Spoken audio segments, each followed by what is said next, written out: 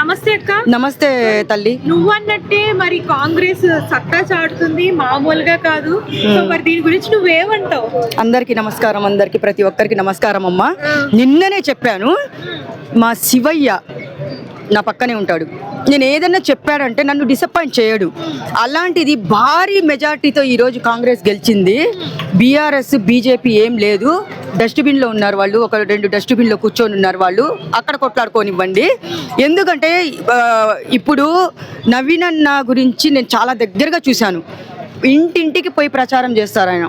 ఇంట్లో ఎంత కష్టపడుతున్నారంటే గెలిచినప్పటి నుంచి ఆయన కష్టపడి జనాల్లోకి వెళ్ళి అందరి సమస్యలు తెలుసుకొని, ఎవరి సమస్యలు ఏందో తెలుసుకొని మరీ దగ్గరుండి మాట్లాడుతున్నారు చూడండి.